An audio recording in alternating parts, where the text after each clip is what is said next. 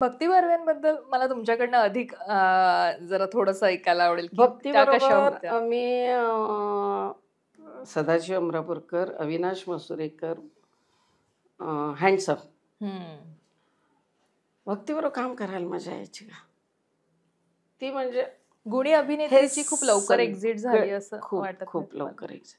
आणि सांगू तुला, म्हणजे लोकांना खूप प्रश्न पडायचा माहितीये, हं. की भक्तीची आणि तुझी मैत्री कशी? का? ते तिलाही विचारायचे. का म्हणजे असं का? ती थोडीशी हे होती. थोडीशी म्हणजे की तिचं ज्यांच्याबरोबर पटायचं त्यांच्याबरोबर हां. म्हणजे खूपच. हं.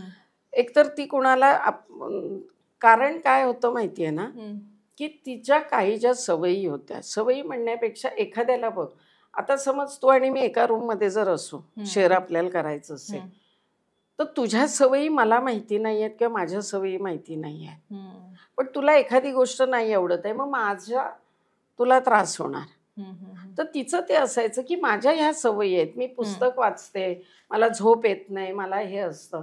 मग माझ्याबरोबर कोणी नको. म्हणजे त्याला माझ्यापासून त्रास त्रास होऊ नये. नको. हं, पण हं, हं. त्याचे अर्थ खूप वेगळे काढले जायचे. म्हणजे भक्तीला अस्थमा होता. म्हणजे हं. तिला तू उदबत्ती लावलीस अशी तरी तिला त्रास व्हायचा. म्हणून बापरे! स्टेजवर सुद्धा पंखे लावायला लागायचे. हं. म्हणजे भक्तीबरोबर काम करणाऱ्या माणसाने सिगरेट पण नाही ओढायची, आणखीन हे नाही. इतकं तिचं होतं आणि तिला तो व्हायचा त्रास. पण त्याच्यावरही लोकांनी खूप चर्चा केल्या होत्या. जे आपण म्हणतो, की हं.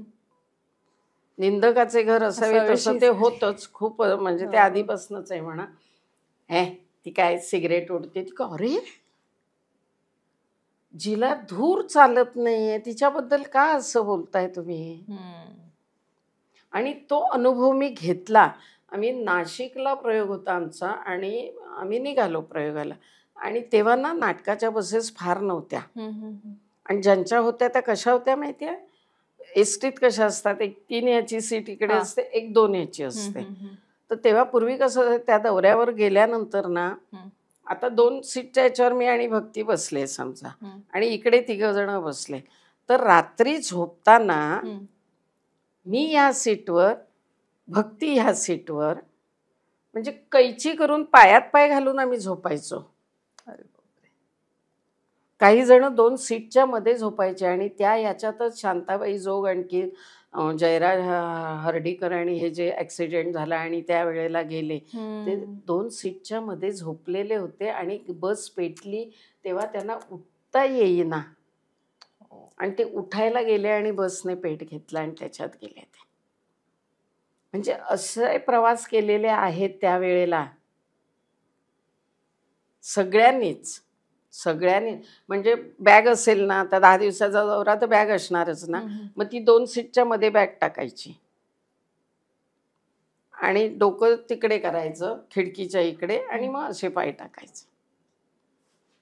असे बापरे! प्रवास केले आणि नाशिकला प्रयोग होता आमचा आणि संध्याकाळ झाली होती. चहा प्यायला थांबलो होतो आम्ही कसारा घाट लागायच्या आधी हं. आणि ड्रायव्हरने उदबत्ती लावली आणि ती उदबत्ती चुकून राहिली. हं. आणि ते जे भक्तीचं झालं मग. श्वास बापरे! लागला लाल, लाल, लाल, लाल. ती एकतर गोरी-गोरी पान आणि हे आणि लाल, लाल, लाल, लाल बुंद झाली ती नुसती आहे. तिला काय माझ्याकडे तेव्हा माझं डोकं खूप रोज दुखायचं माझं. हं, तर हं. त्याच्यामुळे बाम आणि हे असं. मग तिला मी बाम छातीला लावलं सगळं आणि मग मी मनात म्हटलं, की किती लोकं वेडे आहेत. म्हणजे खरंच या बाईला इतका त्रास होतोय आणि लोकं वाट्टेल ते बोलतायत. आणि म्हणून मी म्हणते, की प्रत्येकाला प्रत्येकाचा अनुभव वेगळा असतो. भक्तीचा अनुभव इतरांना वेगळा आला असेल, पण मला चांगलाच आला.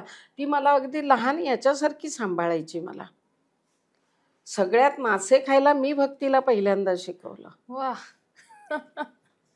आणि तिला माझ्याकडची ऋषी पंचमीची भाजी खूप आवडायची. त्याच्यामुळे ती गणपती माझ्याकडे असायचा ना, हं, तर हं, ती हं. मला सांगायची, "मी दुसऱ्या दिवशी येणार हं सविता." का तर ऋषीची भाजी करते मी म्हणून. आणि मग छान गप्पा मारत बसायची. संध्याकाळी मग डबा भरून घेऊन जायची. म्हणजे तिला खाण्याची आवड होती. प्रेमही ती तितकंच करायची, पण ज्यांच्याबरोबर पटायचं त्यांच्यावर. त्यांच्याबरोबरच. हं.